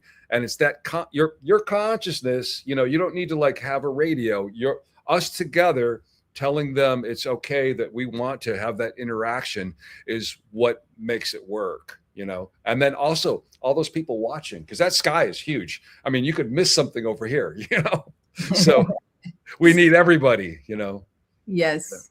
Well, one scaredy cat can mess the whole thing up. You have to be open, Oh, and you okay, have to yes. be, yeah. Very good. So yeah, we're gonna have a lecture before, okay? So we have to tell you that, okay, I don't care what you think, or that you think, this is crazy or whatever, but when you first see something in the sky like that moving, or a ship or something, some people will get panicked, and so you just need to, and they will leave. If you like freak out, they will leave. So Yeah. we need to make sure everybody, if we have like a night or two where it's iffy, I have an area where we can go at the campground where it's very dark, and we can have a trial run. We can kind of get everybody warmed up, right? So it looks like it's going to be beautiful all 3 days. Maybe we'll hold that till the third day, but we can do a warm up, because actually we can walk right out of the building. We have this beautiful little bridge with little teeny little solar lights on it, and then we can go over to a area with nobody's there, and there's a sky there, and we can have a little practice session, so we can get everybody kind of over the jitters and nerves, because it's not something that most people are used to seeing. And when it happens and it's dramatic, it can be it can give you anxiety, and they respond like they're not what we're going to be bringing down to be is very benevolent. It's very benevolent, and they do not want to have you be frightened. So thank you for mentioning that, Nikki. And that's something that we want to make sure we're very careful to get everybody prepared mentally for that. Yeah. Yeah. Well, I mean, any other thing that you want to go through, like Yeah. sharing with people? Well, you could just remember the easiest way to find it is if you just remember disclosure in Mackinaw, it'll show up on the search engine. But if you go to Mortals of Earth, it's linked there. Then you can look at the speakers. You can look at the flyer. You can look at everybody's background. You can it has the links to the campground.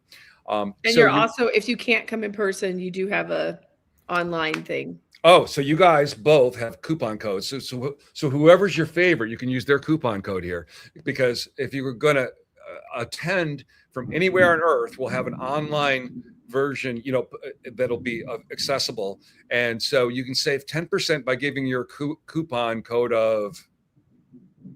Okay, Nikki Anna Jones. yeah. Very Well, yeah. so is Nikki Anna Jones, like the whole thing, Nikki Anna Jones, I right? don't know. I haven't set it up yet. Oh, Do I okay. have? Okay. Okay, Well, I need to do that. Issa, you have yours right. I'm Issa. going to do Nikki Anna Jones, all in My one. Okay. name, just like Okay. my name. There you go, Yssah. Okay, so YSSAH is your coupon for 10%, and then Nikki Anna Jones will be set up maybe in an hour after In an this. hour. Yes. Hurry, calm down. Yeah, yeah. So and that will give you access to Oh, everything, too and we're going to fast. try to have it. There we go. Yeah, we're going to try to have it. Everything, even the Skywatch, will have a camera there for that. That one will. It's a big sky, and sometimes capturing everything with what we have, might be more challenging. But I think Emery is so excited about it that he wants to make sure that he has it captured and he can use it. So we're He gonna. knows. He knows what will be taking place. Yeah. Yeah, I will Yeah, tell you that's cool. stories about that guy. Between him and those guys are spooky. You get them together, who knows, man? I mean, JP held the crystal in his hand that told him the past, the present, and the future, and I see it happening. Like the guy sees stuff that before it happens. So yeah. Anyway, Yeah. thank you so much. These are some of my favorite people in the world, and to have Right. them at this conference, you're gonna like have a chance to get to know them in the way that I do, which is so special. My life is so enriched, so beautiful because I know you guys, and Oh, thank you, Frank. Nice. I'm so so excited special. about sharing you Yeah. with the people that are coming, and I want you to meet, my brothers and my family and my staff, and I've been telling them all. I said, you have no idea how beautiful these people are. Anyway, Well, in my eyes, your reflection is. So right back at you. thank Yeah. you. That's a Yeah. cool saying. Yeah. A friend once shared that with me because I said, "Oh, you're amazing," and then he said, "Come, look at me, close in the eye," and then you see, who do you see in the reflection of my eyes? And I say, myself. There you go. And then it was like, zoom, of course, we are one. So yeah, yeah. So an anecdote on that is, like, I noticed that people, and I mean this, like Christ-like energy, like Trevor Grassi and Filippo Biondi and Louis Decordier, these people that are just selfless people. I noticed that the people that go after them, it's just like, it just reveals how their their flaws and their faults. I mean, because when you number one, they would never, none of those guys would ever say anything negative about anybody else, right? And then when you get to meet them, you just feel that energy. And then when I see people attack them for ego, pride, jealousy, or whatever, and the things they say, I'm just like, oh, well, that explains a lot. Oh, I got that now. It's something that I've kind of learned to watch for. Anyway, thank you. Oh, thank you. Me too. Thank you. Thank you, Frank. Thank you, All right, Nikki. we'll be seeing you guys soon, and then I think we'll do another live stream pretty soon again. So Yes, yeah. by the way, tomorrow we have Frank and JP and Trevor Grassi. So, For that. Wow, I'm the luckiest boy in the world. no, yeah, we're making it big here. Yeah. Cool. We're having fun all the way until we meet physically. And In person. yeah, can't wait to see you guys and hug you. So we will be having a few ones also by the end of the week. We will keep you updated, guys, but we will be having more panels sharing a little bit of what you will be experiencing in Mackinaw along with us. Okay, so yeah, Sounds thank you, good. everyone, and until next time, Kunu, love you, Bye, guys. bye.